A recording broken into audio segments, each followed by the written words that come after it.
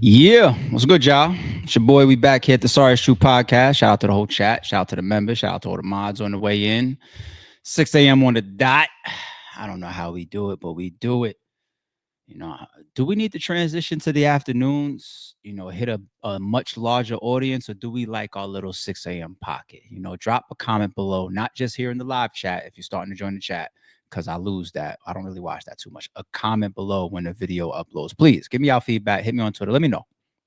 Let me know. I'm not saying I'm thinking about it, but I just like to ask the chat questions like that every once in a while. But we do got our little pocket nice and early when everybody else is asleep. So we here. Aside from that, man, did y'all watch the games last night?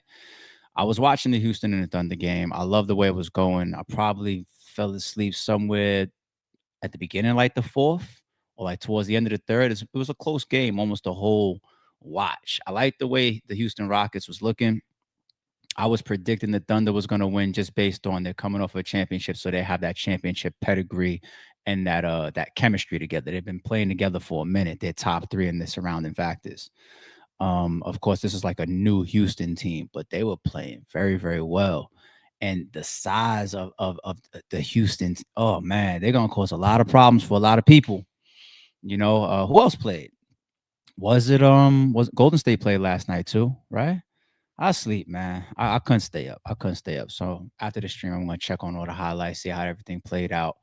Opening night. Shout out to all my sports heads. What else is going on? I'll tell y'all something personal about me, man. So remember, I told you I went to my doctor's appointment Friday. Got checked on a couple things. So I also got a call back yesterday about my blood work. I needed to hear it, man. Shorty told me that my sugar was a little scary.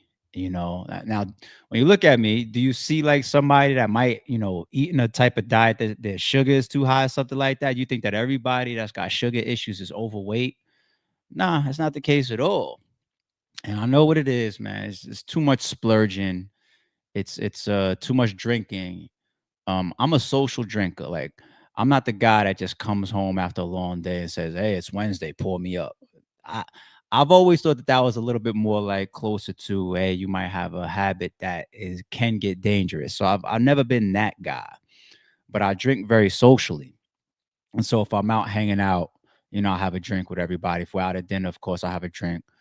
But I move around a bunch too. So like if I'm on vacation, I'm drinking the whole vacation. If I have like even a quick fellas trip to Vegas or something like something quick, like a quick weekend, I'm drinking the whole weekend. Weekends in general, I pour me up a glass here and there. So even if I have like my little Saturday wine or whatever, I gotta chill out with some of the types and the brands that I normally gravitate towards. If I'm going to, I gotta go like with the drier wines that are less sweet because I gotta get rid of that sugar content. Desserts, I'm cutting them back. I threw out a bunch of desserts and a bunch of BS that was in my pantry yesterday. Gone down the trash chute. That's it. What else do I got to cut back on? When you're talking about sugar, what else do I eat a lot? It's definitely the alcohol and the mixed drinks. Those will spike your insulin crazy. Candy, I've been into candy since I was a little kid, so the candy gotta go. I get it out of my house. Here's a concept, people: don't keep it in your house even if you love to eat it, because when it's that accessible, you're fucked. You just can't walk past that pantry, see the chocolate chip cookies, and chocolate chip cookies are your favorite, and tell yourself, damn, I gotta cut back. No, you're gonna grab them shits. You gotta make it in a way where you gotta go out to get it. And that's where the Grubhubs and the Door Dashes and them shits fuck me up too. Because it's like, all right, it's not in the house. I'm doing the right thing there. But now when I order my dinner, yeah, send me a little slice of cheesecake with that. So I gotta get my sugar down. Ah. Diabetes does run in my family, so I've always known I had to be careful with that. And to hear that from my doc and follow up on my blood work yesterday, hey, sugar, we don't like that, old man. Get that down. All right, you just need to hear things certain times. But I'm already in good shape. It's about to put me in that much greater shape. Give me about 5 months. I might fuck around, start walking around in like peak condition for the year. And that wasn't even my goal towards the end. 5 months from now, wasn't even, because I feel like I'm in good shape right now. But when I take out sugar and things like that, and processed carbs and shit like that, processed foods. Yeah, boy, lean out even more. But I guess I'm saying that to remind the people: go see your doctors, take that shit serious. Health is wealth. What we eat is the center of a lot of our issues. So I got to take some of my own advice there. Okay, I'm trying. All right. Other than that, yes. Now you got to lock in. I see y'all. Shout out to the members and shout out to the chat on the way in. Health is wealth. Yes.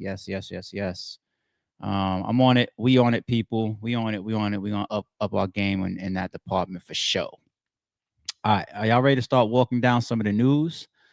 I got a couple little small items. Then I got a battle rap segment. I got 2 battle rap topics. And the second battle rap topic is going to lead us into our title. How, ARP? You'll see. You will see. You will see. There's going to be some consistent theme across that. And shout out to Jazz, the rapper who came on the stream with me last night. If y'all didn't see it, check it out. We went live about like around 7 o'clock, 7 p.m. I set up a stream to do a face-off for Swamp and Jazz, and that's for the Homegirl Wings card coming up November 1st. Swamp ended up not being able to make it. He texted me something that was going on, and it was absolutely serious. So shout out to him, and prayers for him, and good energy for him. He actually still popped on at the end of the stream. I was just like, yo, dude, like, I appreciate the effort. Like, I really do, but get out of here. You know what I'm saying? But while we was on the stream, me and Jazz had a nice little sit down, nice little talk before we rushed off of the stream to go catch the games and shit. So y'all check that out. Shout out to Swamp, shout out to Jazz. And I might do one of the battles from Wings card this afternoon as well. Maybe around the 6:30 time. So y'all keep an eye out. It might be Clips and Shuni. It might be Ill Will and Gwitty. I don't know. But I got confirmation from two battlers that Wings sent me as far as the time. So we might come back live later on. So y'all keep an eye out, okay? Y'all keep an eye out. Y'all ready to start walking? Y'all ready for the walk? Start walking through some of our little news, some of our little bullshit going on in the world today. Some of the little nonsense that I'm supposed to care about. All right, hold on. I got some audio playing in the background. Let me pause to some audio I got playing in the background. That's what it is. One of my videos is playing in audio in my background. I hope that y'all didn't have to hear that. Y'all probably didn't because I didn't have it shared. All right, let's walk. Being that we covered LeBron yesterday and we clipped that video, let me bring up Stephen A. Smith again and see what he's talking about. They're going to keep asking him about LeBron. To LeBron. I don't like his not a little bit. You do not understand the links this man would go to. This dates back more than a decade. I believe he's one way publicly, he's another way privately. You know, he might not be interviewed and he might not be quoted, but the things he says and the things he has said to people, it's gotten back to me. The things that he's tried to do, if it were up to him, I wouldn't be where I am today. It's some low. The day that he rolled up on me courtside, it was the day my contract was announced, that I had stayed with ESPN. Go back and look at the camera angles. I arrived there in the first quarter. He rolled up on me in the third quarter. This is 2025. We got technology everywhere. TNT is a nationally televised game. How is it we got one angle and the only angle you see was of him and his face? But you see, you notice we got one of LeBron's homies there. Let's hearing him out. Carmelo Anthony. That's kind of crazy, but all right, let's continue. See the back of my peanut head. Get to LeBron. I don't like his not a little to talk to you man to man. And I was in New York. What would I do? I'd be on the next plane to LA. And then you gonna turn around and come on ESPN with Pat McAfee? You gonna come on my channel on a show that comes on after me just to dog me? Nah. And what you dogging me about? Be a man. Yo, I don't like him either. Cool. Nah, I have to protect my family. That's the narrative you playing? Yo, bro, when I tell y'all, you can't measure the level of how pissed off I have been over that. There is no level of disrespect that has ever been accorded to me in my life more so than what he did. To try to paint me as somebody who would attack somebody's family, knowing I've never done it, I can't tell you how offensive I find that.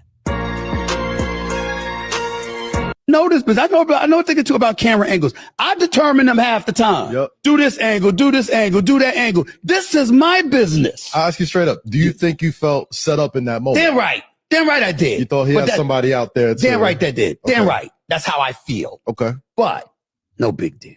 No problem. Because I go on the air the next day and I'm like, that's a dad reacting to his son. Happens on a Thursday. That's a Friday. That's Saturday. Richard Jefferson is doing the game in Boston. Still mic'd. He's working for ESPN. And we see LeBron say to him, yo, man, when he said, as a father, I had it. So I'm thinking, oh, that's not about Bronny. That's about you. Okay, let's talk about you as a father from this perspective. Oh, he ends up getting drafted by the Los Angeles Lakers. Congratulations. No problem. Notice, but I know a thing or two about camera angles. I know he ends up being there opening night, that father-son moment with Ken Griffey and Jr. and Sr. in attendance. I was there at the game, standing up, clapping. No problem. It became a problem when this brother was in the G League, and then the next day, J.J. Redick decides to bring him in the first quarter and ask him to guard Tyrese Maxey. If you could literally feel or see somebody drooling at the mouth, give me the ball. That was Tyrese Maxey. It was a nightmare. And I'm like, you can't do that to him. But you also can't do that to us. We're the media. Now you asking us not to cover the game. The last straw was not him rolling up on me on courtside. If you sat up there and said, yo, LeBron pissed off. Oh, he ends up being there opening night, that father-son moment with King. All right. So, yeah, if y'all know this podcast, man, y'all know I'm not the biggest Stephen A. Smith fan. I respect him. I do respect him. I really appreciate his ability to navigate corporate. He is the traditional ladder climber, and he will appease his bosses, and in return, he will move himself into some of the strongest places. He's one of the top paid media people out there, if not the. He is who he is for a reason. Very powerful person in media, gives opportunities. We can't forget that. You know, for example, what he gave to Shannon Sharp, right? Gave a lot of opportunities, received opportunities, but he knows how to navigate. The navigation side of him kind of tweaks our nerves a little of the Uncle Tomish bit, right? That's what gets to us a little bit. But all in all, I respect him, just not necessarily somebody that I, jump out the window for. Okay, that's the best way I could put it. Said that, over the course of LeBron's career, have I ever looked at him and felt a way towards LeBron? Nah, not. And when we even talk about the topic of LeBron and Bronny, I give the utmost infinite respect to that. I got it posted on my Instagram when they took the court together for the first time, that historic moment. As a father, like, what is a father's job for his son? To put him in the best spot possible. Okay, you put your son on the Lakers. You're responsible for your son being on the Lakers. Now, yeah, you should have been opening night guarding Tyrese Maxey, but but you are responsible for your son sitting as the 7th, 8th, 9th man on the fucking Los Angeles Lakers. Hey, LeBron, what the fuck else are you supposed to do after putting in all this work? You've earned it. And Bronny's not trash, but we don't got to get into the Bronny conversation. So I never really had any issues with LeBron. I think he's extremely media trained as well. We did the stream yesterday showing how much he's a liar or a capper, or at least overly media trained at times. That's the best way I could put it for the man.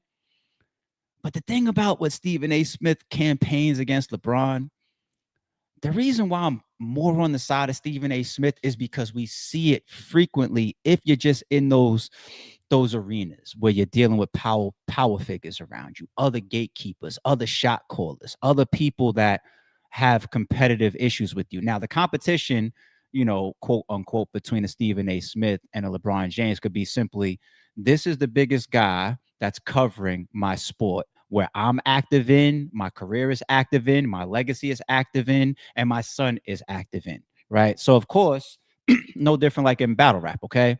Certain battle rappers might hate Chris Unbiased, Piper Boy, Jay Black, Three Letter Man, Angry Fan, maybe even me at times, based on what I cover, because we are we're voices in the field that you're operating in. So that's the cross, right?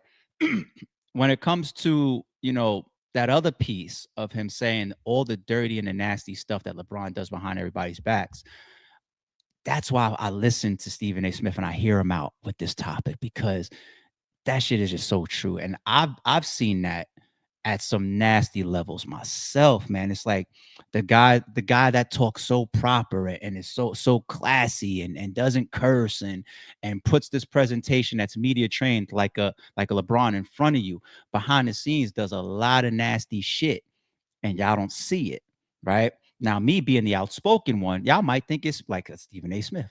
The outspoken one, y'all might think it's me. And for years, like, I experienced that even in RBE, and it's just like, do y'all know? Do y'all see it? Do y'all hear about it? Do y'all not care? Like, no, dude nasty, dude dirty.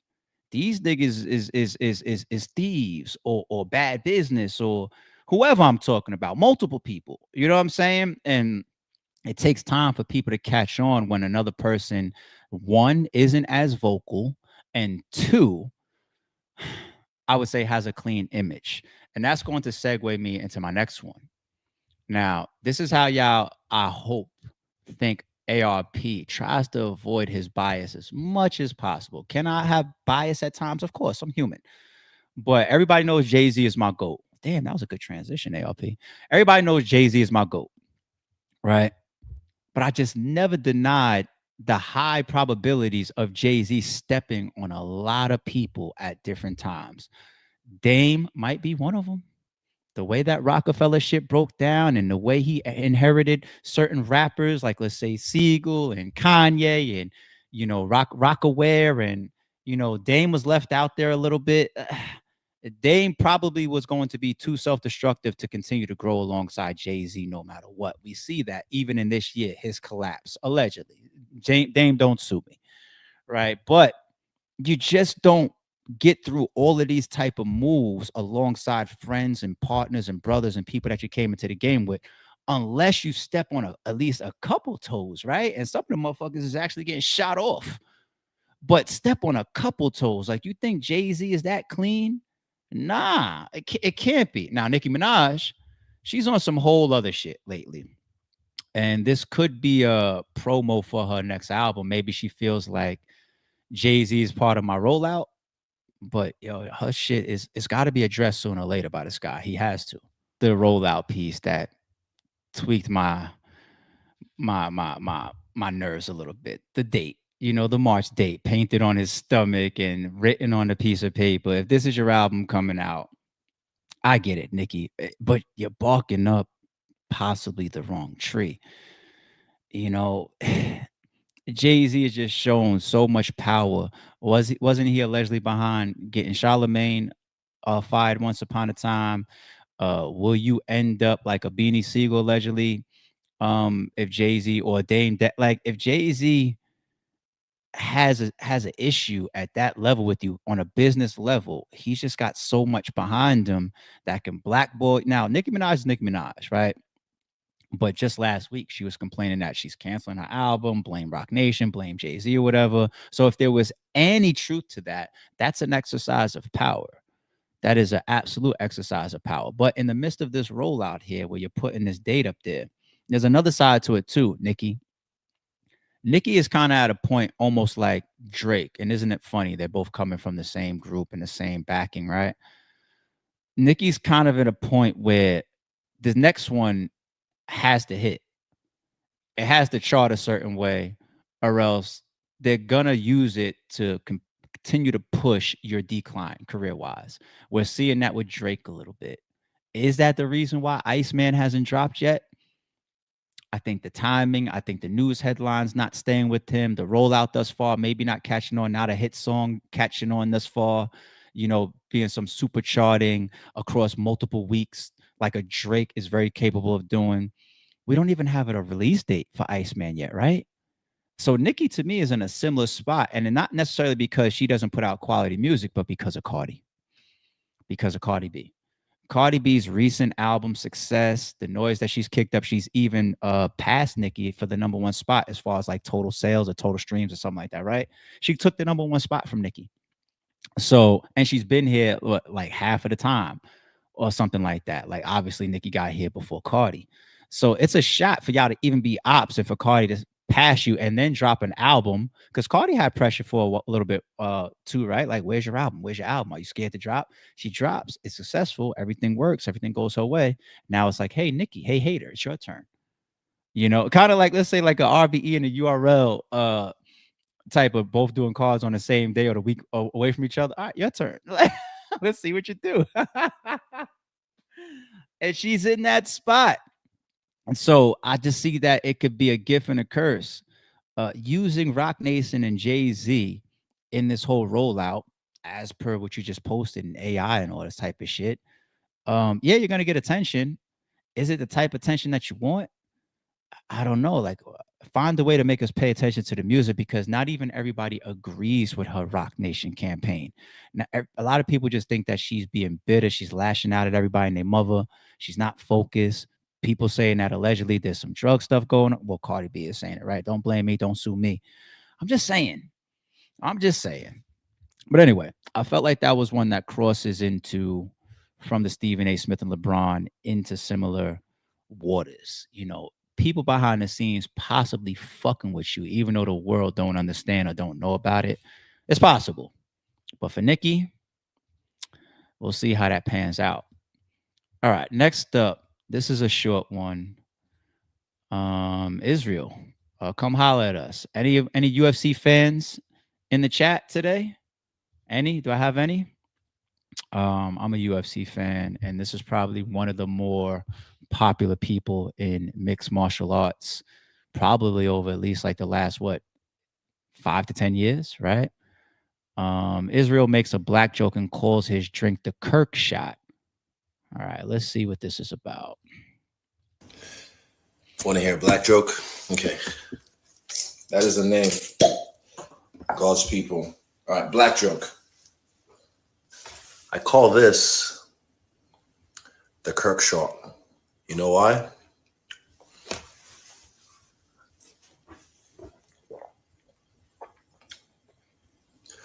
Because it's black. There's something there. There's this. Just figure it out. There's a joke in there somewhere. You can do it. Figure it out. Flagrant 2. Chappelle. Fucking, I don't know. Oprah. Figure it out. Figure it out. Hey, chat. Let me come to y'all for a second. Does anybody get it? I call this the Kirk shot because it's black. Anybody get it? So God the Bread says, damn. Jay's here says, but he is black. So what is he talking about? I see him. He lost me. Does anybody got a reach for it? No, nah, I missed that one. Anybody in the chat at least got a reach something. I like to consider myself a little smart, but oh yo, shit, Shorty said Earn and Ash, that's Nash, and we got battle rap starting next topic. Oh my god. Okay, I got a reach here from Bane. It went straight to the neck. But that's not what he said. He said it's black. He said it's black though. So the punchline was it because it's black. Izzy, what? LOL. All right, I'm gonna move on. Anyway, small mini politically tied topic, even though for me, I follow the guy to a degree from the sports world side of things.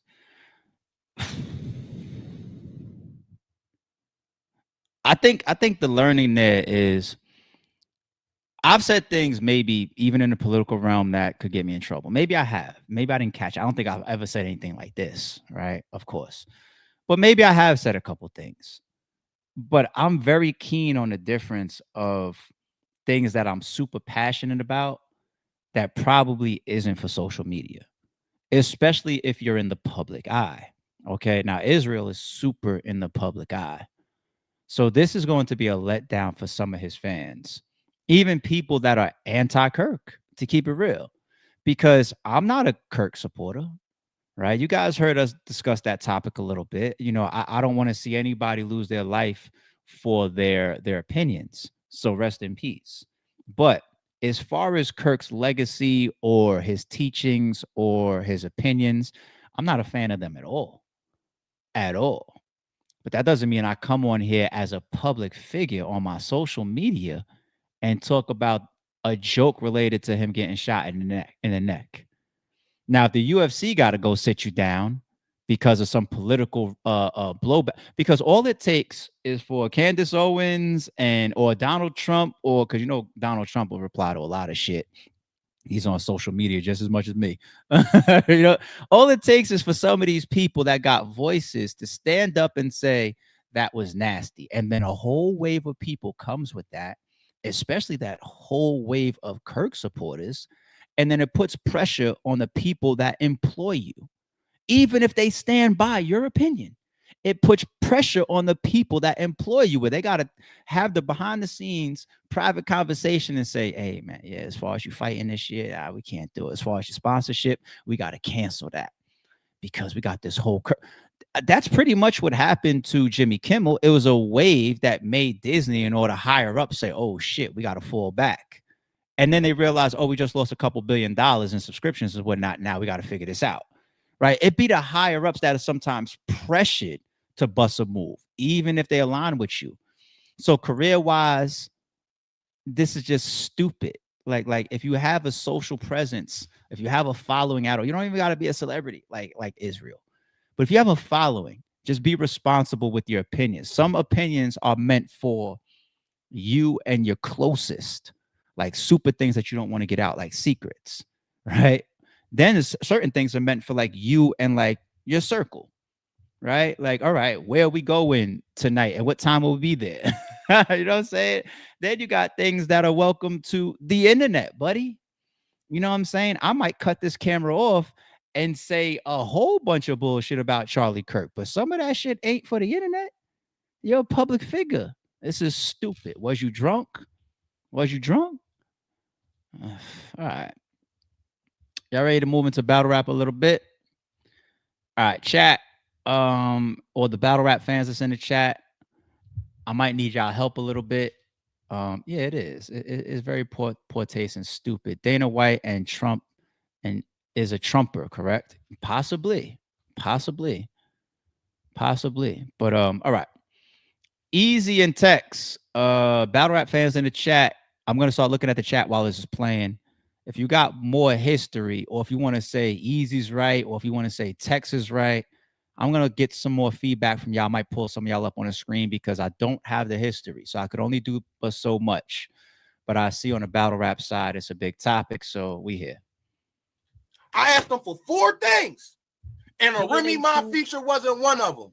So for him to get on here and lie and say that I asked you for that, but now why y'all talking about? I asked you for a Remy Ma feature, you a lying ass nigga. Put it on your dead mom, I did it. I'm on 52nd Street too. Pull up. Easy. Stop playing with me, bro. I don't like your verbiage, gang. It's gonna go bad for the both of us. Stop fucking playing with me, cuz. Or pull up. Cause I'm on the deuce non-stop. I be in North and the block you claim you was born on, my block. I be there all the time.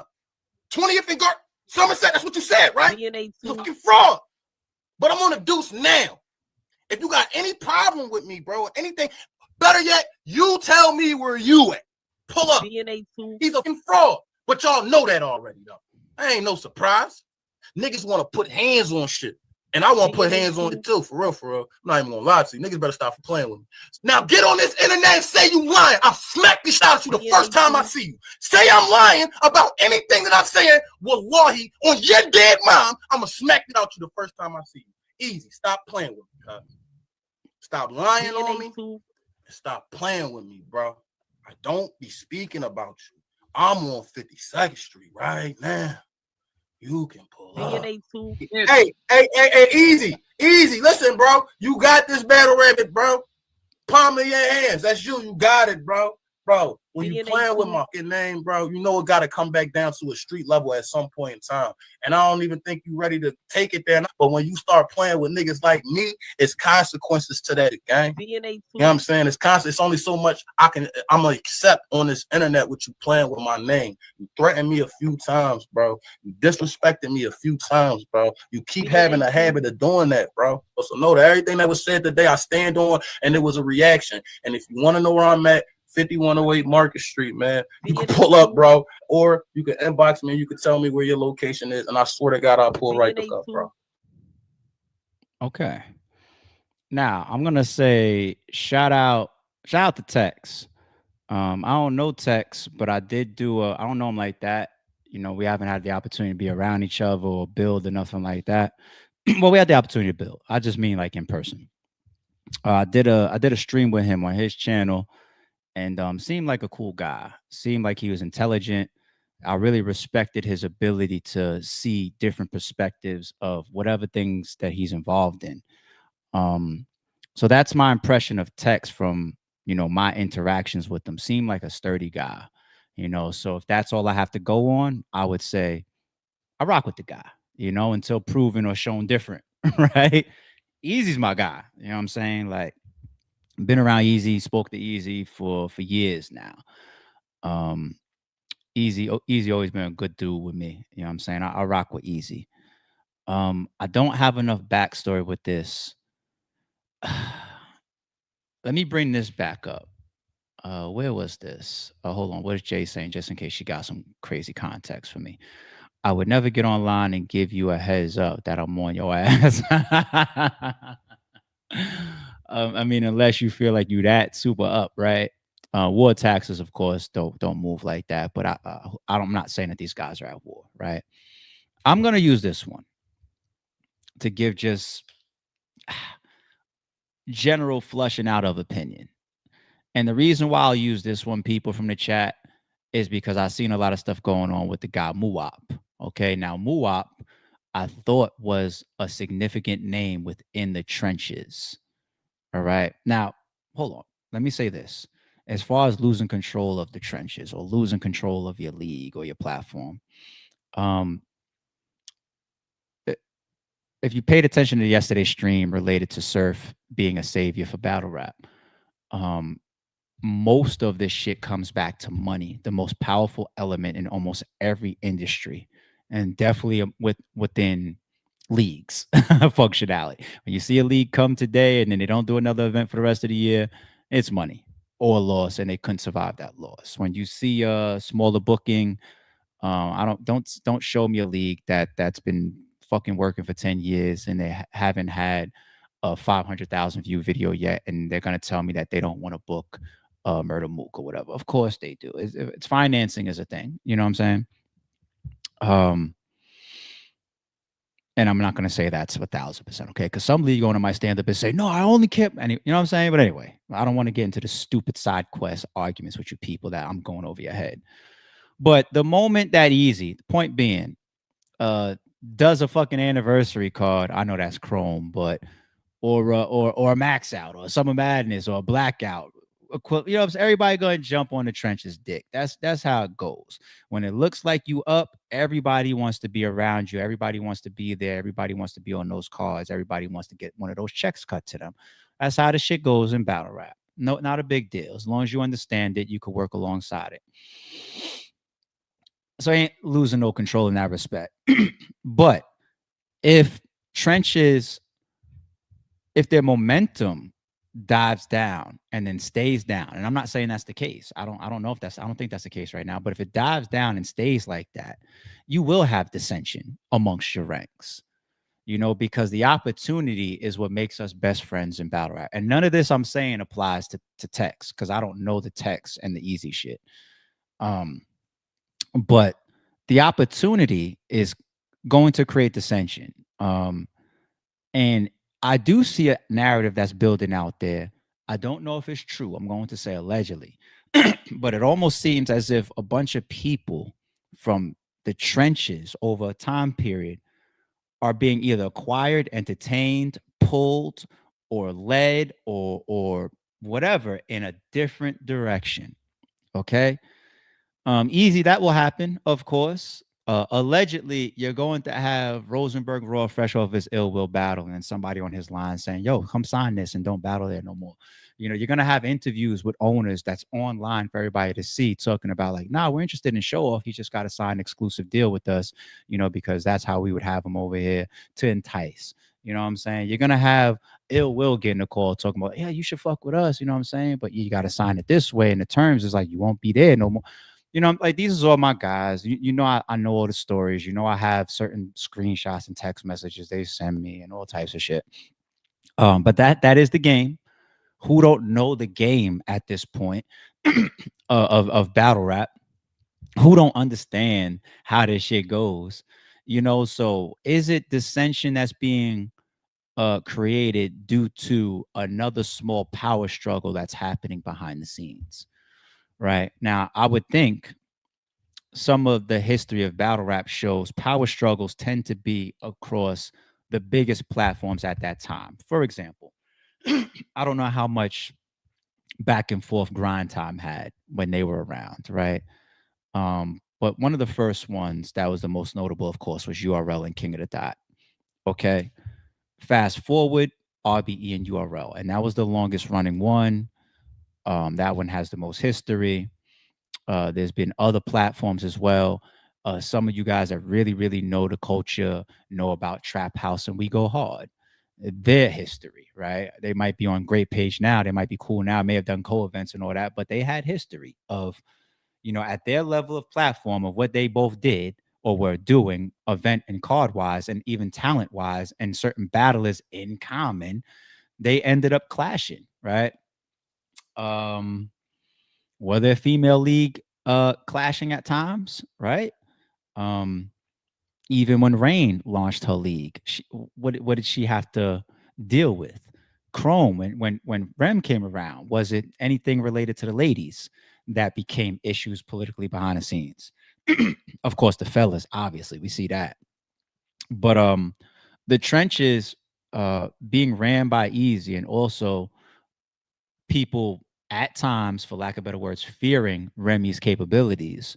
That was always going to be an energy that filters down into the battlers. Where are you going to be? What's your opportunity? The word loyal, I can't stand it in battle rap. There is no such thing as loyalty unless you take a handful in every, area, and that's it.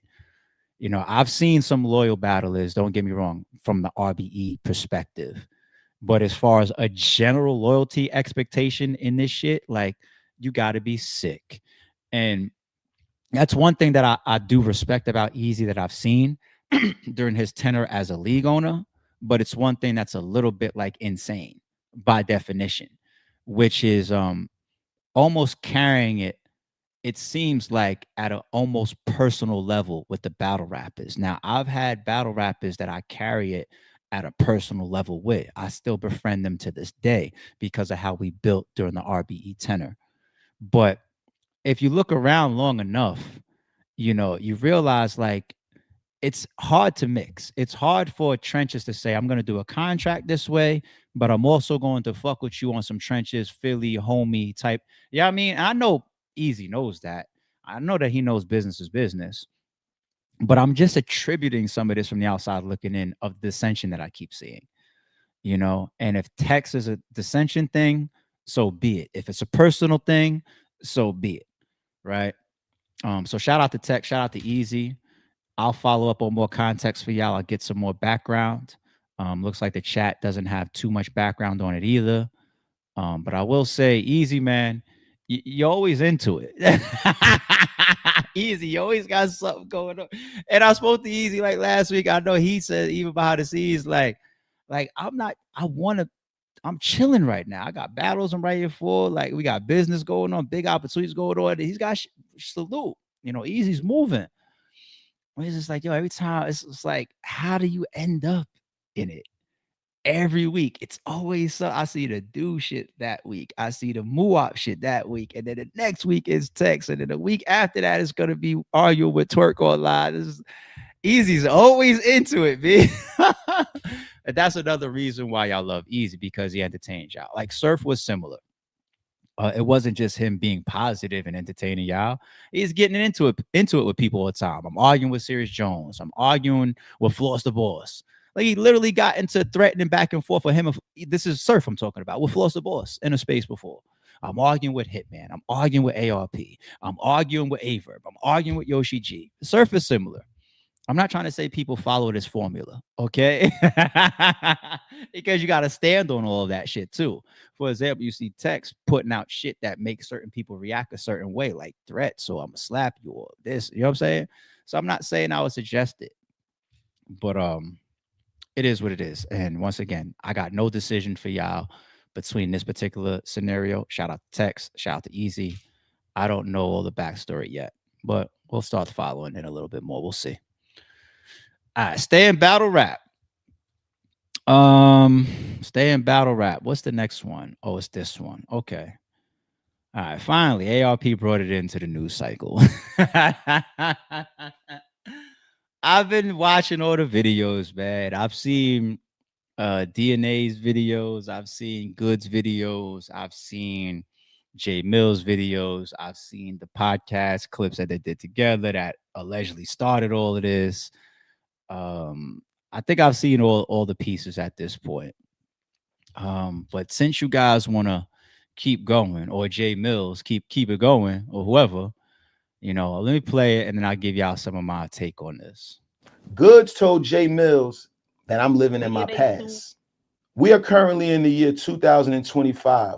Goods is a battle rapper from New York City with Young Money.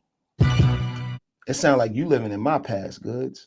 And now Goods is with Young Money as a battle rapper from New York City. You know who was the first battle rapper from New York City with Young Money? Go look it up. You got time on your hands. You ain't doing nothing else. You told me I'm living in my past. The same exit that Goods gets off to go home currently right now, I was getting off that exit to go home a decade and a half ago plus. That's you funny. think Wayne just gonna have funny. You around there forever? Like just chilling, doing nothing? He's paying attention to you not doing nothing. You wasting Wayne's time. You wasting Wayne. It ain't about me. You could sit up here and do 15 million more videos about Jay Mills. Don't none of us care until you make something of that situation you got right now. Because I can name 20 other battle rappers that if they was around Wayne for the last 2 Essence festivals, they wouldn't be sitting up here paying attention to Jay Mills. You think I'm living in my past, and the whole time you living in my past. You living in a town that I lived in almost 20 years ago. You with a record label that I was with almost 20 years ago. And if you keep it up at the rate you going, you're not going to be there no more. You know what Goods and DNA are? Battle rap bloggers. DNA said he'll Me too. Battle Mills. I'm getting there, get a little tuned up before my real battle. You'll never get that chance. It's a dub. Go battle Easy the Block Captain. Carry on. Watch out.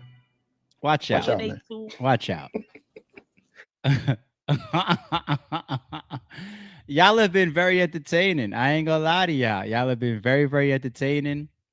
And nobody get mad at my take here, because you guys are doing this right here for everybody to see. I think both sides at some point or to a degree have admitted that this is content for them as well, even though they're venting out true feelings, I think, because there'd be truth in jest. Like a motherfucker and be like, oh, this is just content. But by the way, I never liked you, nigga. Like, or you a fraud. Like words like that. Sometimes people take a little bit personal, like, damn, you calling me a fraud? Like I'm a fake person? Like, you sure we rock? Like, because Jay Mills will do that. He's been doing that in this shit. Now I love Goods. He's my brother.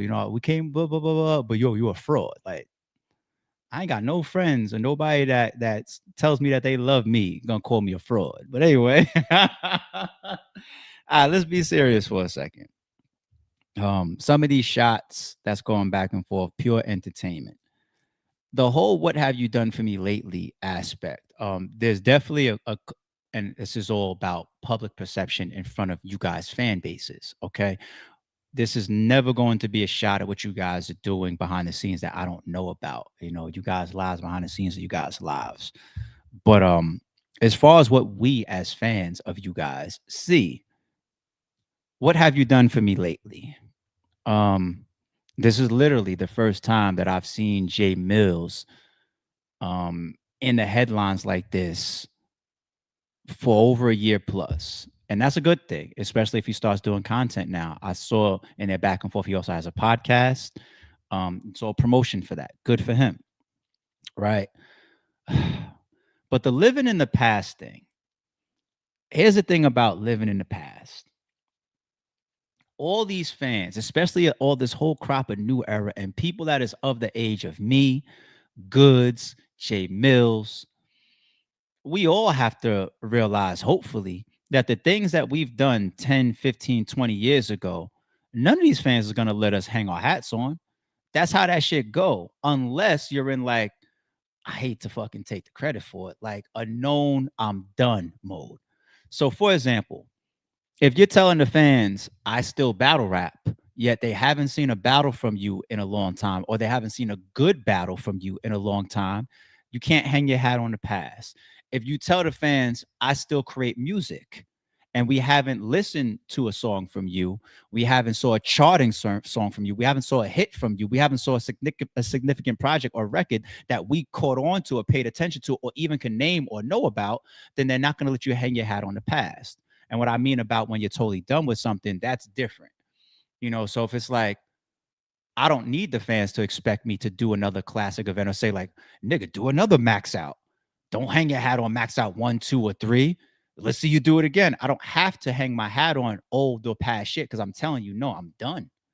You know what I'm saying? So as far as I understand, all, or at least Goods and Jay Mills, are still into making music and still into battle rap, willing to battle and willing to make music at bare minimum. So what do you get to hang your hat on then? The last DNA rap battle that I remember watching, because he went away for a while, mini retirement. Was it King Los? That might be the last battle that I remember watching of DNA. And I can't wait until he comes back. So if it's that, that's a classic. The last Goods battle, not just that I saw, but actually happened, just happened to be a Blue Room Classic battle. Me personally, I think even saying his top 5 performances of all time is being nice. That's me being humble. I really want to say it felt like his top 3 best performances ever versus Calico. Jay Mills's last performance. I know he's had some smaller ones. Like I seen a joint. I think was it done by EK? Was it versus Tink the Demon? I'm not gonna pull it up right now, but I haven't been wowed by Jay Mills' performance that I've seen in the last, I don't know how many years. I'm just keeping it 1,000. I think maybe the best performance that I've seen from Jay Mills might have been him in a smaller environment. Those were like the straight to it battles. It probably was either the Jay Murder. Was it the Jay Murder battle? Either the Jay Murder battle or the Big K battle. One or the other. So I think that definitely shows his strength. And even in a smaller environment, like his second battle back versus Ines, people saw growth there because even he says out of his own mouth that he got killed by K Shine.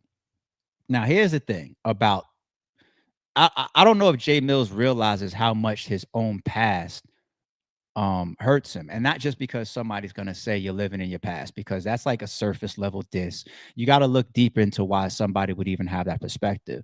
And I don't think that Jay Mills realized. Well, I'm not gonna say that he don't realize. Maybe he does. Jay Mills is a smart guy, but I'll further expand on why I think Jay Mills, in the fans' perspective, is hurt by his past. Okay.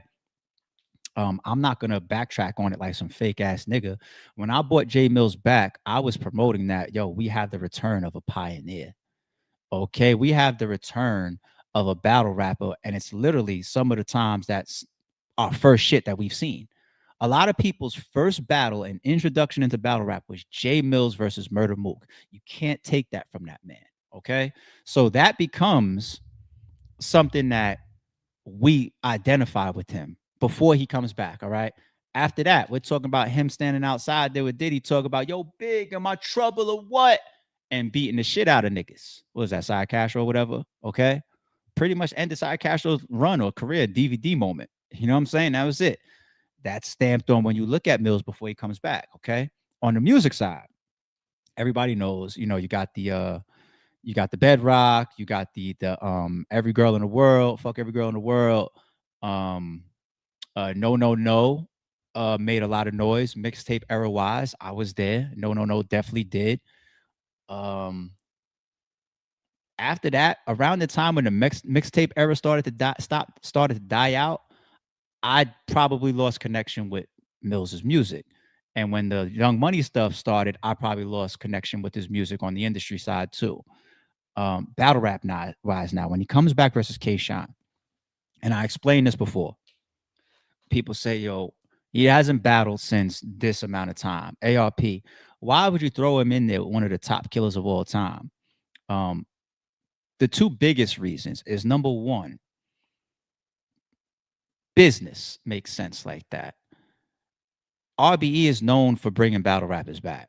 Okay, whether it's Murder Mook after 4.5 years, whether it's Jay Mills, whether it's 40 Cal, whether it's King Los, whether it's Jag, business wise, attraction wise, event wise, when you have somebody that you felt like, oh, that's Jay Mills, him and Murder Mook days, you don't bring him back for a warm up. You kill the energy and the spectacle of Jay Mills being back on the stage for the first time. Right? He's already done enough in battle rap history to garner a main event attraction. So that's when he gets his biggest check from battle rap, in my opinion. I don't know. I don't think for one battle Jay Mills made more, or he was paid more than he was paid for K Shine. That's just a guess, not me counting his pockets, just based on me knowing battle rap. Okay. So he gets his biggest check then, because it's going to be the biggest hit for me too. Right. So one hand washes the other. Now, I don't know what he's going to show up with. If he shows up and kills K Shine, he shows up and he kills K Shine. Right. That venue in there was shoulder to shoulder. That stream was heavy. All right. It was one of the biggest streams that we had done up until that point. Maybe like top 5 up until that point, as far as turnout on the stream. And the impact was the impact. You know, we had a crazy face off of him and K Shine leading in and all that. It was a spectacle. We rolled that out and chose and set that up the right way. And then the rest is on you as a battle rapper to get up there with your 3 fucking rounds. Just so happens he got his ass whooped. Okay. So then after that, we tried to fit in a narrative battle. Like, all right, I know y'all ain't really on him like that, but this is how y'all can accept him within the surrounding elements of it. Closure card. Hitman and Bill Collector, they have a closure. J Murder, O Red, they got closure. Bonnie and QB, they got closure needed. J Mills and Ines, closure from the whole making of the band. That's how we promoted it, and it worked. It made sense, and he had a decent show in there.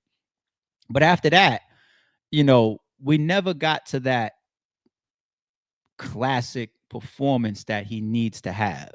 You know, some would say, actually, I'm gonna keep it 1,000. I say that to Cassidy. I say, I know Cassidy's capabilities. I listen to him. I listen to his material. But as far as like his performance on that stage when the lights and the cameras are on, fans are waiting for that standout performance that they can hang their hat on.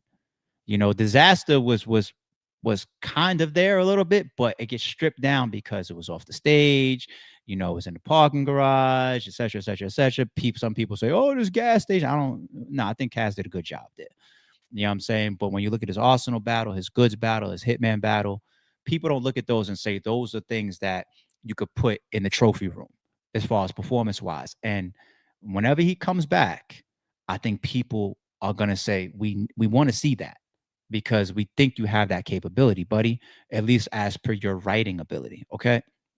So anyway, going back to Jay Mills, I don't think he's ever had that performance in modern era battle rap that you can hang your hat on.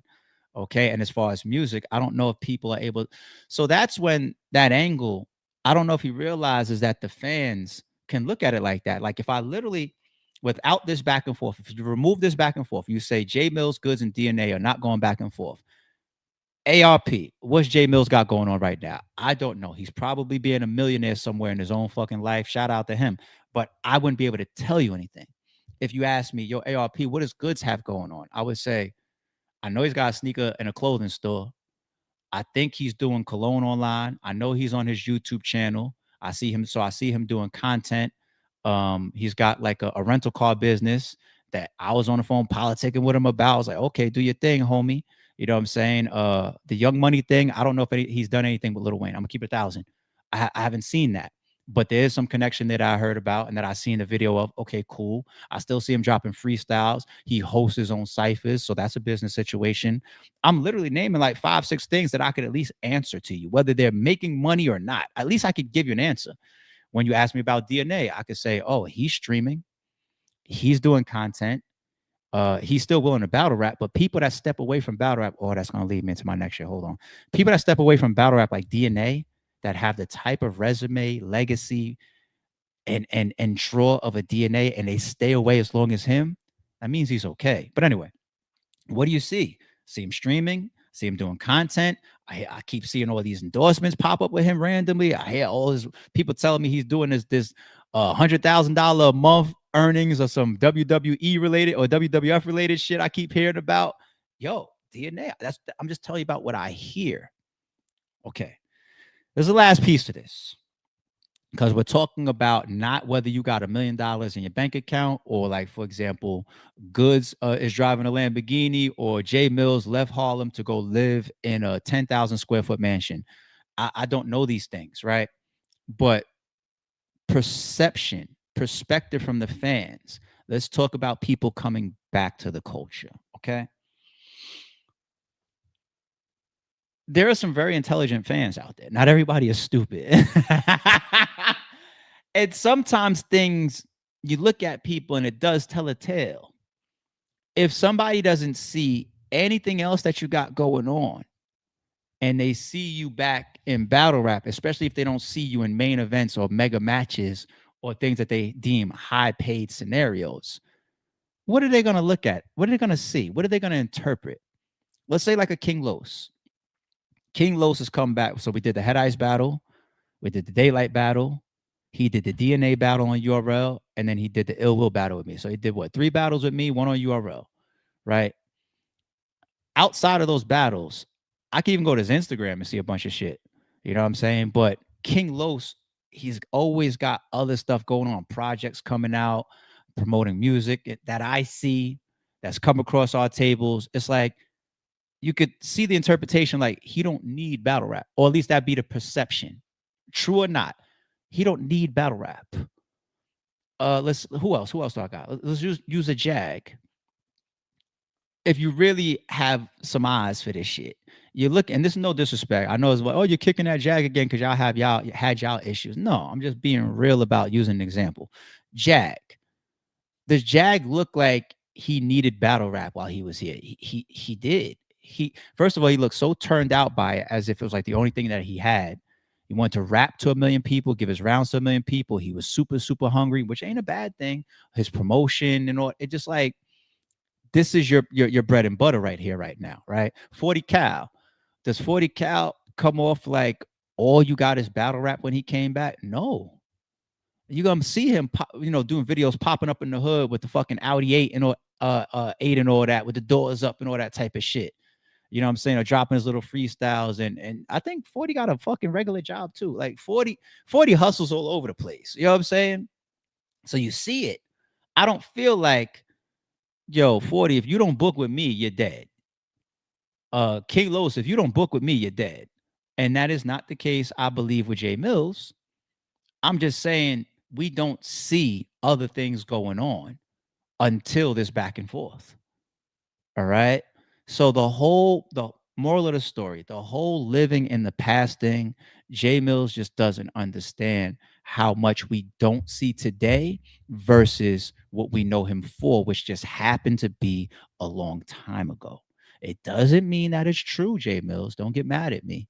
I'm just saying what we see, what your fans are seeing. We see other guys that are very active and doing things in front of our face, and we haven't really seen you for a while, other than the battles that you've been able to entertain since you've come back, or now this back and forth online content. So shout out to y'all. I'm just keeping it 1,000. All right. We off battle rap. The reason why that transitions in, the classic saying from the GOAT himself, Jay-Z, the make another Hove. Now we get into the title. Make another Hove, right? If Bill Collector keeps dissing me, I'm gonna say, Do a battle bigger than the one that you have on RB. Now I'm just joking. Make another. Being a league owner is so easy. Make another RVE. Show me 10 years being amongst the forefront. Show me. Make another hole type shit. Being a league owner is easy. Show me 10 ARPs in the game. You know what I'm saying? Anybody could get up there and rap good. Okay, show me another Hitman, Lux, Mook, Cat the Draw, and show me. Let me see.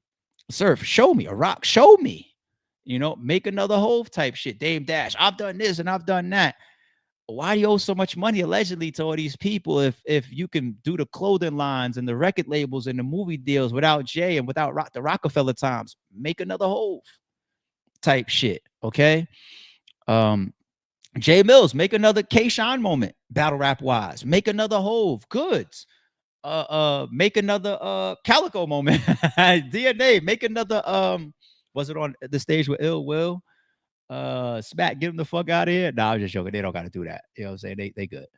But to make another Hove concept, man, we see it all the time when people are in a situation and things look fruitful, and then if you don't continue to do it in front of the public, they damn near have the right to say that, especially if you're riffing and acting like that situation or that company or that person doesn't share a majority in why you had that elevated moment.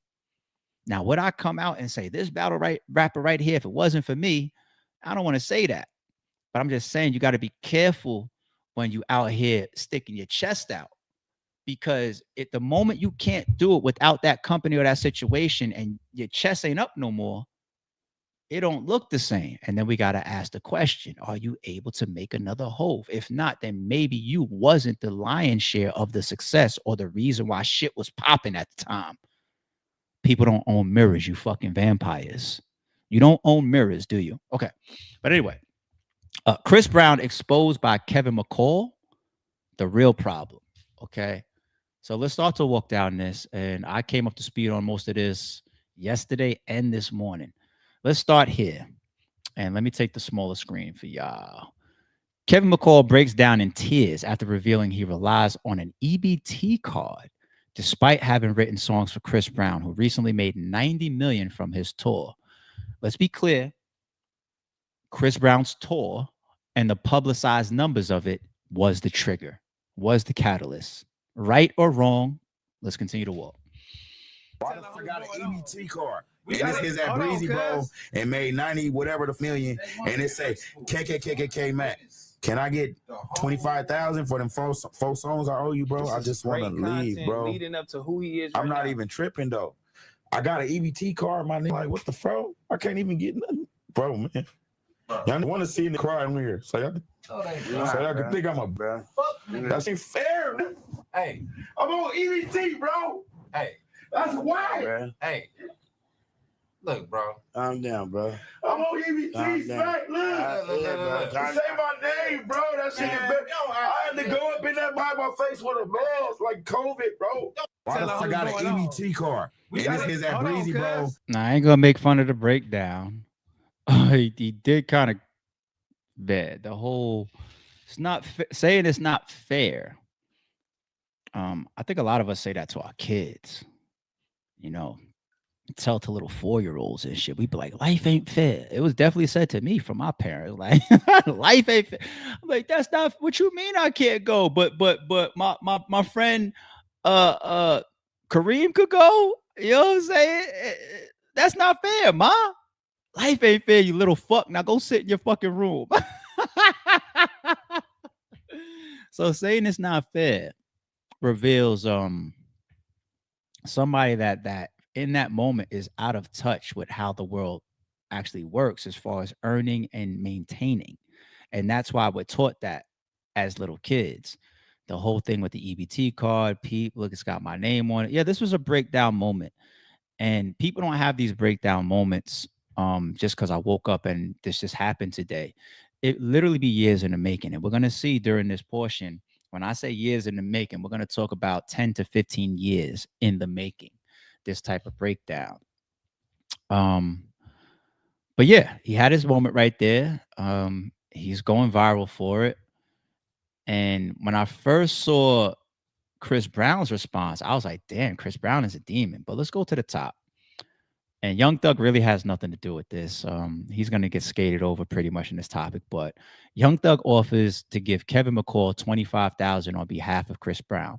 That's another thing I would say too. Given all the type of money that these writers, these producers, these artists, especially once you get to the caliber of working and being associated with the Chris Brown, you'd like to think that 25,000 isn't a lot of money. So fast forward in 2025 to ask for that type of amount shows again where this guy Kevin McCall is. Can I get that 25 grand? Like Chris Brown could literally do that just going to the mall today. He could literally do that going to the strip club today. You know, like 25. He didn't even say like, damn, can I get that $500,000? You know what I'm saying? I'll give y'all one historic one why I always thought like that, people. And I know sometimes I could be long-winded, but that's my style because references just pop in my head as I'm speaking. DVD era. Do y'all remember when Joe Budden and Ransom were beefing? Do y'all remember that? And Joe Budden caught Ransom and he exposed him on the low. And it stuck with me back then if you really pay attention. Because Ransom did a video, and shout out to Ransom. Me and Ransom, cool. Shout out to Ransom. But Ransom says something like, I bet you Joe Budden ain't got $10,000 in his bank account. And Joe Budden did a video. This was like after, you know, his homie got slapped in the doorway and all that. And when Joe Budden did a video kind of like, yo, you won based on being more ignorant than me. I'm cool. I'm a fall back. You got it. One thing that he said, like, listen to him. His mentality, where he lives, that block that we caught him on, you know, his mentality is having money is the amount of 10 grand. You know? It's like going into a supermarket and picking up two items and comparing one that's $4 versus $7. Certain tax brackets will never do that. I'm just being real. Certain tax brackets will never identify $10,000 as having something. $10,000 couldn't save me right now. Like nowhere close. Like 10,000, you know, and in the midst of that, that was Ransom's mentality. And I'm just using that as an example of Kevin McCall calling out to somebody that you just watched make 90 million on tour thus far for 25 grand. 25. Okay. Young Thug is stepping in or stepping up to cover Chris Brown's alleged 25,000 Kevin McCall. This is after seeing the R&B singer tearfully lose his dignity on a podcast. Damn, TMZ is demons for putting lose his dignity like that. That's crazy. On Tuesday, Thug responded to the viral interview on the Back on Fig, where Kevin burst out crying uncontrollably after claiming Breezy still owes him 5 figures for unused songs or anything with the Mccall on the R&B megastar's behalf. So Thug tweets, Kevin McCall, hit me up, my nigga. I'll give you the 25 you need. And I know CB would give it to you also, bro. He a real one. Niggas is busy sometimes, brother. No, the beef between Kevin McCall and Chris Brown, I realize, spans 15 years plus. Okay. So Young Thug, stay out of it. I know you're in cleanup mode, doing your community service, popping up at schools and performing on the courthouse porches and everything to, you know, stay out of this. You know, like when he does the whole shit of, hey, let me show you a screenshot of me telling Brian Steele, yo, I'm picking up Lil Durk's tab. Thug, stay out of it. I could go more, just stay out of it. I don't want to make it about Thug right now. I can, but I won't. The way Thug sees things, Chris has been busy, but delivering the cash assured Kevin that Breezy, a real one, and would give up the goods if he had time. So Chris Brown already responded to this on Twitter. Now, some people thought he was being petty, right? Let's check it out. I just woke up and I thought about something. If this nigga wrote all these songs that he claiming he wrote, why he ain't write no more? Make another hole. Oh, wait. This is just one part of my house. This is life before K-Mac and life after K-Mac. Man, I'm gonna stop playing with this nigga. He's a bitch. Thank you, K-Mac. I bought this with your money. I bought this with your money. Damn. I bought this with your money. Damn. I was thinking about giving you this, but you're a bitch. But I bought this with your money too.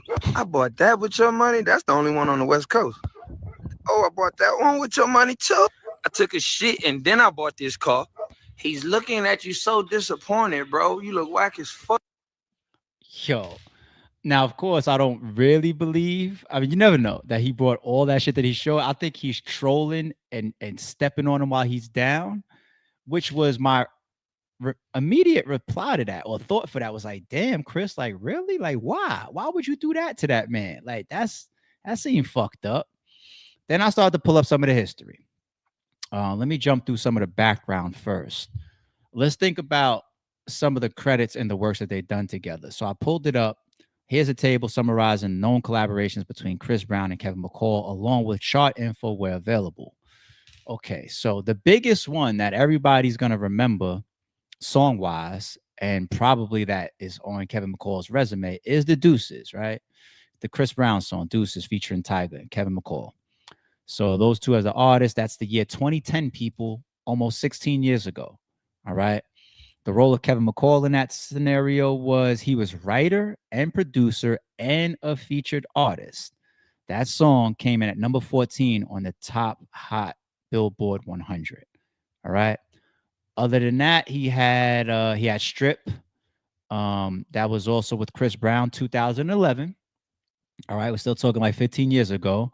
He was featured on the song and he was a co-writer. That one came in at number 37 on the Billboards. Good job. He had Between the Lines. That one had Chris Brown on it as well, 2010. Still 15, 16 years ago. He was a featured artist, not considered a co-writer, but that one's not even finding any chart info, okay, or Billboard info. One Night Stand featuring Kerry Hilson and Chris Brown, 2011. He was the co-writer on that. Nice. All right, let's keep going. Then I pulled up or tried to reference, what do I see them working together on after 2011? Still the most notable one that's called out is Deuces. He goes on to describe his fallout over the contract and business. We're going to pull some of that up in a second too. All right. Then I asked for other artists that he's worked with since around the same time period as Chris Brown. He's worked with Big Sean. That was 2012. Came in at number 77. Ready for Whatever with Maya, 2017. That's the most recent that I see with Maya. You Got Me featuring Kiki Palmer and him. He was a featured artist on that. I Love LA by himself. That was 2011. One Night Stand with Kerry Hilson. Nice name. Chris Brown was on that too, 2011. He's got a song called Roll Up that he co-wrote with Wiz Khalifa. A lot of he's worked with some big names, but very, very outdated. Very, very outdated. What else do I got? There was another standout to this shit. All right. Then I go with, has he had any songs that he featured on, produced, co-wrote, or wrote, etc., that has been on Billboard charts within the last 10 years? And results of that struggle. It goes to 2012. That's the number 77. That's the Naked. It goes to Deuces once again, 2010. That's the number 14 entry. And it goes to Strip 2011. There's not a lot going on ever since the early 2010-ish areas, right? So then we start to see his back and forth with Chris Brown. All right. You YouTube it, and I just pulled it up on Vlad's channel. Look at the time period. Now look at the title. Kevin McCall, I had to check Chris Brown for talking crazy. All right, that's a nice title. 10 years ago. Kevin McCall, Chris Brown and I fell out when Strip dropped. 10 years ago. Kevin McCall on Chris Brown's gang affiliation. He's a fan of LA. So you're dissing him. Okay. Calling into question, his gangster and his street shit. 10 years ago. This is all on Vlad, right? Actually, let's play a little bit of it. Which one do y'all want to do? Do y'all want to do the one about their business together? Do y'all want to do him joking him on his gang affiliation? Let's stay more relevant. Let's stay with his music shit. Stay with his music shit. How did Deuces come together? Deuces came together. He was doing In My Zone did well, so he wanted to click up with Tiger. He was a fan of him. He felt like he had buzz popping at the time. He wanted to link up with him and do a joint album. So he hit me for that, and they were in Virginia again. So it's gonna be round 2 again. I sent them those records, and I said, "Guess what? I'm an artist. I'm gonna send you my stuff." So I sent them my single, which was Deuces. You know, So that was your song. It was my song. Ah, it was a separate package from the whole thing. It's like, here's your 10 songs. Oh, and guess what? Listen to this in the car. He was listening to it the whole week, and he's like, "Nah, I need that song. I need that song." okay. No, I need to come out. I'm an artist. I'm not a producer. I'm not a writer. I'm not a writer or a producer. I'm just me, and I give away a lot of my stuff. So that's how I became a writer. Mm-hmm. You know, so he begged me for another week when I was out there. We had finished all the songs we were gonna do. He's like, "No, I need Deuces." I was like, "I need that." And he's like, "Well, you can stay on it." I was like, "You got it." Okay. And then that's how Deuces came out. And which part of Deuces is your part? Is all of it? All well, but I mean, all Chris of Tiger. I sing the last verse. Okay. Yeah. Okay. And it's funny with Deuces because that's why I got coined a rapper. I'm not a rapper. I'm purely a singer. Rapping is just singing lyrics without melodies to me. So it's all poetry, and I'm a writer. So since Chris did the singing parts, I only had the rap part left. Okay. That's how I got coined a rapper. You know, when that happens, was it a little bit bittersweet? Was it like, well, damn, I put together this hit record, but it was supposed to be my hit record, you know? I mean, but it's Chris Brown, so you can only be so mad. But it's, you know what I'm saying? Like, not for 1 second. It always felt better. If it was just me and Chris Brown, I don't think the record would be as good. I think it's the whole shebang. I think it's us three, and just it was what was meant. And I never got jealous of either one of them. I always wanted the best for both of them, and I hope they wanted that for me. Did the money start? I don't know about that. Let's move past that piece because it's still very, very relevant to see that he's already having these type of interviews and fallout and talking about Chris Brown 10 years ago on Vlad. All right. Now, has there been any shakeup between them two since then? Yes. Chris Brown and Kevin McCall end feud? ? Producer gushes over Deuce's collaboration on Instagram. So that's like what 5 years after it came out or whatever. But this is October 2016 that I found. Chris Brown and Kevin McCall may have exchanged heated words on social media earlier this year, but have the duo finally called an end to their ongoing feud just months after publicly accusing Brown of duping him into signing with his record label, Chris Brown Entertainment, CBE. Kevin McCall took to Instagram on Sunday to praise "The Grass Ain't Greener." That is a big piece to me. Singer before reflecting on the success of their chart-topping Deuces collaboration in 2010. So it's 5 years later, you're looking out the window, and the relevance to "Grass Ain't Greener," in quotes there, is a bar, is what? Realizing, like, I'm not able to make another Hove yet. You guys with me? While McCall and Brown are no strangers to trading insults on Instagram and Twitter, the duo's longstanding feud appeared to reach a tipping point in June after McCall took to social media to blast Brown for reportedly making comments about his baby mama. So they had some heated exchange over that. Who's right and wrong on that? Don't need to get into it. You know, you called me this, I called you that. I spoke on your BM, you spoke on this. Okay. Just 1 month later, McCall sat down for an in-depth interview with Hollywood Unlocked in order to set the record straight about his falling out with Chris Brown, telling the site that Brown had duped him into signing the contract. We heard that already. Cool.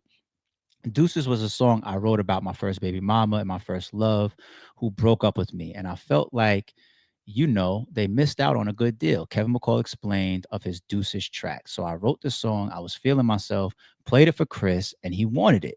I signed some paperwork, fucked my life over, and there you have the song. In addition, McCall further noted that his CBE contract paperwork with Brown's record label wasn't legit, and that Brown often discouraged him from pursuing collaborations with other artists while signed to his label, although Brown has denied Kevin's claims.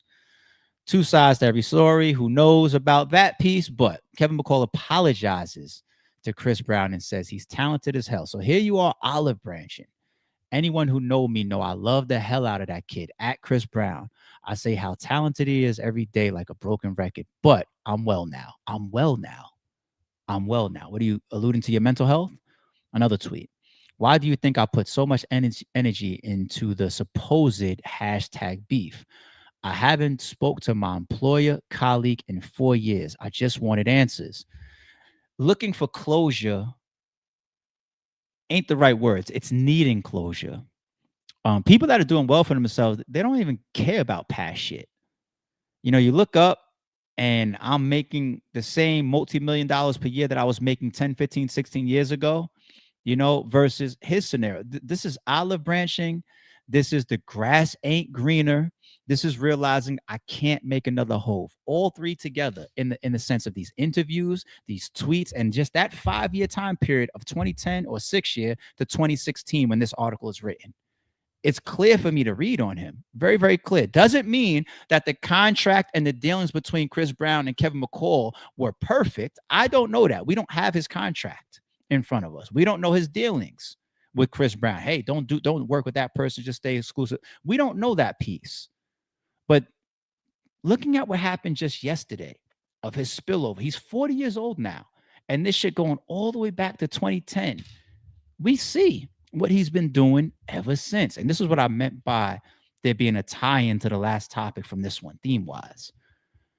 Despite the duo's tumultuous business relationship, it appears that Kevin McCall and Chris Brown may have finally... No, obviously at this point. There was no reconciliation, okay? Chris Brown is like, I'm cool.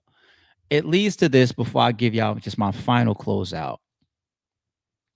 This was posted yesterday. Smiling ass Chris Brown. I'm not saying he posted it himself, but remember this. You can't walk across a burnt bridge. And you know what's funnier than that? Funnier than a troll? A broke one. A broke one. Somebody that one of mine minded if you fell while the time I was getting at you, but my shit didn't work. It didn't catch on. It was cool when I was on camera saying, oh, he's not really a gangbanger. He's just a fan of LA. It was cool when I was saying, yo, he did this, he did that to me or whatever, whether it was true or not. It was cool up until 5 years passed and you realize the grass ain't greener. Then it's like, yo, I love my brother. Why do you think I was really so passionate about the hashtag beef? The olive branches started. And then from 2016, another 10 years passes and here you are.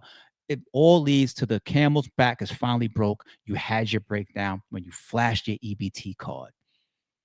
And after 16 years of us not being on the same page, Chris Brown gets to show the world, I'm on my $90 million plus tour, and you're swiping an EBT. You're broke. You cracked. It still leads to the right or wrong on Chris Brown's side in any of those scenarios or not. The make another Hove concept.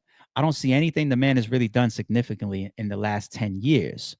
Talent is talent, right? Let's say Dame Dash, like if he was super duper talented the way that we saw him in Rockefeller days, I think I could still see some of that today. I think I can.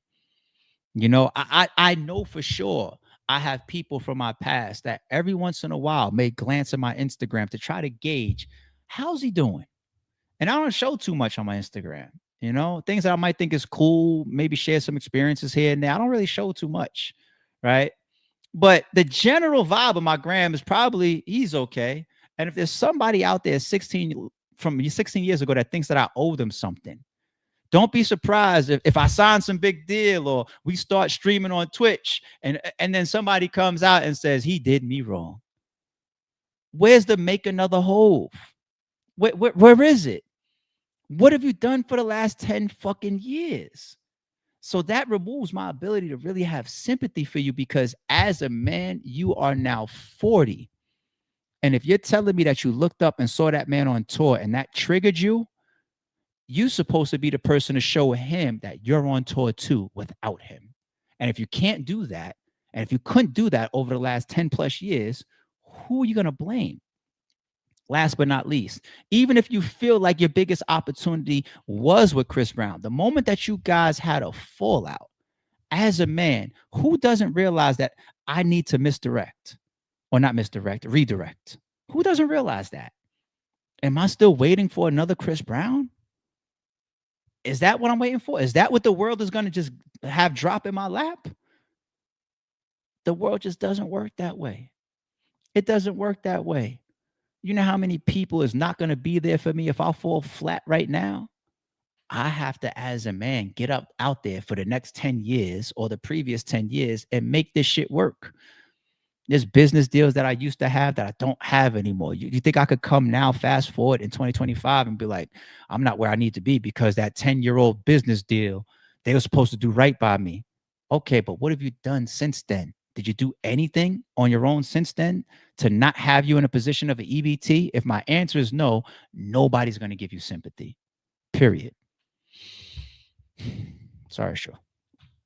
And shout out to Jay early as well. I would never get online and give you a head. That was the text and the easy thing.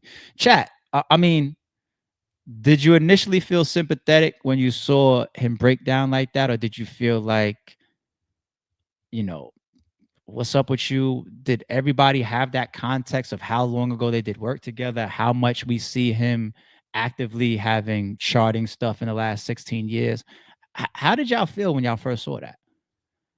Jungle City TV says, I disagree. There is a such thing as blackballed, and Kevin McCall was never or ever claimed to be a Dame Dash. Yeah, there definitely is a thing as being blackballed. Some people would say Easy the block captain was a level of blackballed. What is he doing? His own independent shit. You gotta be able to do things within power networks as well as independent, if that's where the world puts you. If that's where life puts you. I'm not saying that niggas be clean, but when somebody snatches something from you, if it's like, well, I have nothing left now, if that's your that's what you do, then you're dead. You're EBT then. You're EBT. You take something from me, if I can't take it back, I'm gonna go find something else to grab. That's called working or continuing to fight. Like a blackball is only as strong as you let it be, as far as letting you get to it. Can I blackball Jungle City TV? Can I blackball you in whatever field that you're in to an EBT? I know you're gonna tell me like, nigga, ARP, fuck you. I'm gonna go get it one way or another. I can't blackball none of you motherfuckers into an EBT. That's got to be some lack of motivation or work ethic or ability to make another hove. You got to have some of that mixed in there. Maybe not 100% if I level with you, Jungle, but I can't. You can't blackball me to an EBT. I'll put it on me. I don't gotta say no for nobody else in the chat. I don't gotta speculate. You can't blackball me to an EBT. Nobody. Not Trump. Trump can't blackball me to an EBT. Now, if I end up arrested in jail because I had to end up doing some illegal shit or whatever, so fucking be it. But I would never have an EBT, ever. I'm gonna find one of these hustles to get into where I'm gonna provide for myself. I'm never going to be 40 years old with an EBT blaming a blackball, ever, ever. Because the power of a blackball is only as powerful as your options that you create. Are blackballs destructive? Yes. Don't misconstrue my words, though, G. Don't misconstrue my words. He's a writer. Dame is an executive. Well, Dame doesn't look like he's been that successful as an executive. And Dame, I don't think Dame would tell you that he's an executive. Dame would tell you that he's a talent scout. He's a movie producer. He's a movie writer. He's a music producer. He's all these things. He wouldn't just say that he's an executive. I think of Dame Dash's resume. I think being an executive is probably the worst job that he does, because I don't think that the way he moves, the way he conducts his business, the way his ideologies, his thoughts enable him to be a great exec for a long-term period of time. Because to be an exec, you have to have people governed under you in a such way where they're happy. It's a classic CEO. It's a classic boss. It's a classic manager. If you dread going to work underneath your exec, right, you might lose those employees sooner or later. You're not going to get the best out of them. You're not going to get the most productivity out of them. They're going to be disgruntled. They're going to jump ship as soon as they have a different opportunity. Versus you work for some of these execs that you feel like you're treated like gold. Like, I don't want to go anywhere else. I feel like Stephen A. Smith. I wake up with the mentality of, how do I make my bosses more money? How does Stephen A. Smith have that type of thought? Some of it is because the higher ups are also taking care of his ass. I don't think Dame is a good exec. I think that's why he abrased a lot of people and a lot of his old relationships are crushed. or else a lot of people would be rushing to help him. Just saying. Just saying. Real shit. Good take. I appreciate it. I appreciate it. Facts.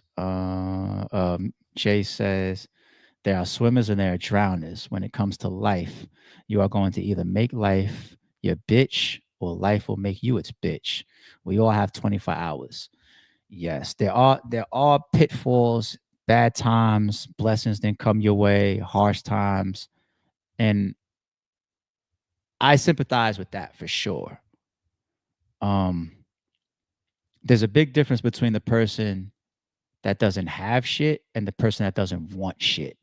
The person that doesn't want shit is way worse to me. The person that doesn't have shit, I need to understand the circumstances. I can't just typecast that person. The person that doesn't have shit could have fell on hard times. His career could have been ripped from underneath his feet, you know. But some people bounce back. Some people have that type of drive, like you can't keep me down, or some people will turn into Delonte West. You know, like Delonte West isn't the only retired NBA player.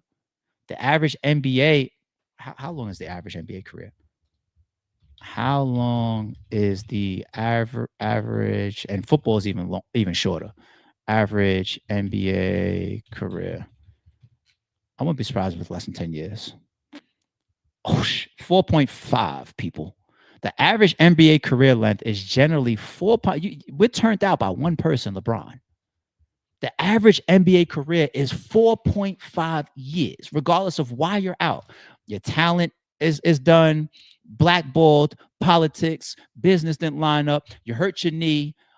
Regardless, Grant Hill, Brandon Roy, Anthony Hardaway, they've been out the league for like 20 plus years. They're not swiping EBTs though.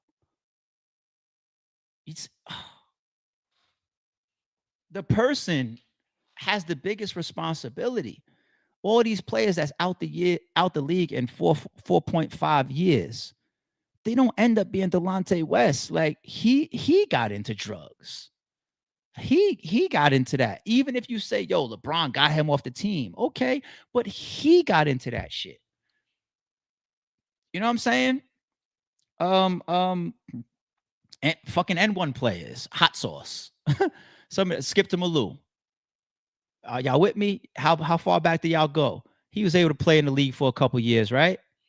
It don't work out. I'm gonna go figure it out overseas, or shit. What Russell Westbrook would have went overseas, I think, if he wanted to get some basketball money. If he didn't get picked up this year, let's say he was being blackballed. We just spoke about this. Let's say he was literally being blackballed by the NBA, Russell Westbrook, and I know he has a ton of money already. I'm just saying, would we just never see him again? No, I don't see that in Russ. I don't. Carmelo Anthony. People think that he was pushed out the league. Allen Iverson. People think that he was pushed out the league. But these people pop up in different places. They pop up in different places. And on the Dame side, on the Dame Dash tie-in, even if they've had higher up issues, they still made enough alliances, didn't step on enough toes, made some friends where they have other opportunities for themselves. You know, AI is damn near become an ambassador, even though he had a time in the NBA where it seemed like the league was against him. Even the refs allegedly were being paid off to call him on his fucking crossover. I can make this shit deep. Nah, we not doing the whole, if you blackballed, what are you going to do? Fuck that. I watched a lot. Nah, we ain't doing that shit. Hell no. Hell no. Hell no. I am the reference king for a reason. I swear to God. Delonte has had a lot of mental health issues, also a victim of circumstances. Queen, I love this take, but here's my thing. Here's what I got to ask. I don't want anybody to have this take me on some insensitive shit with this. I'm just trying to add another perspective. How bad was his mental health for him to be 1 in a billion to make it to the NBA and play in the NBA and start in the NBA? Was anybody talking about his mental health then? Now, was his mental health greatly affected after being out of the league? Some people react like that. My pride and joy, everything I had, my fame, my fortune, why my family loved me, why I had a lot of friends around me, I don't have that anymore. So now I turn to things allegedly like drugs. I let go of myself. Life doesn't matter as much to me. And also I look like I'm like this.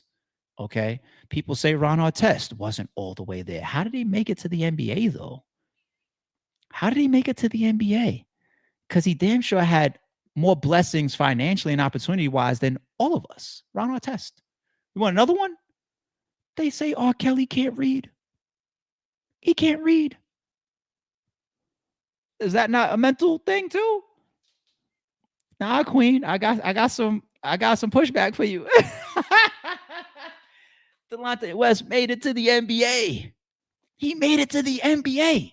My son wants to play in the NBA. Everybody's kids wants to play in the NBA. Delonte made it to the NBA. That's not to be overlooked. I just call out the mental aspect, like about the after, because you had to be in a certain space to get there. You know, I like that. Yeah, some people would say he nutty, right? Marrying himself and shit. I ain't forget. Made more money than all of us. How about Mike Tyson? Shit. He's doing pretty okay for him. So he had some hard times. Mike Tyson's bounce back was epic. He's had some very down times in his life, Mike Tyson. I'm just saying, like, if Chris Brown makes me for 15 years not have $1 to my name and I'm flashing EBT cards, you just can't only blame Chris Brown, period. I'm done. We don't want to belabor it. Okay. Now I hear you, Carmen. I understand the difference. I'm just trying to do the correlation of opportunity. I understand what you just said, Carmen, about the mental illness versus can't read. I know what you mean. Yeah. It's about 7:40. We about an hour, 40 minutes in. 6 a.m. We right back here in the morning. You know how we do. Appreciate y'all. Fun stream. Thank you for the interactions as well. I love it. Continue to drop your comments below. I love the constructive criticism, feedback, continued opinions, continued discussion on my Twitter, as well as in the comments of the video. Let's do it. I'm going to catch y'all back in a second, though. Oh, yeah, by the way, we might be back here this afternoon for a face-off, a battle rap face-off. So keep your eyes on the channel. All right, we Don't confuse silence with work ethic. I'm a boss making decisions, my first fetish. The verse cherished is perfect, that's a reverse blemish. I dropped it, connected the block, learn Tetris. This is the Sorry It's True podcast. Welcome to the house of. And shout out to the members. Without, I think still got a gun.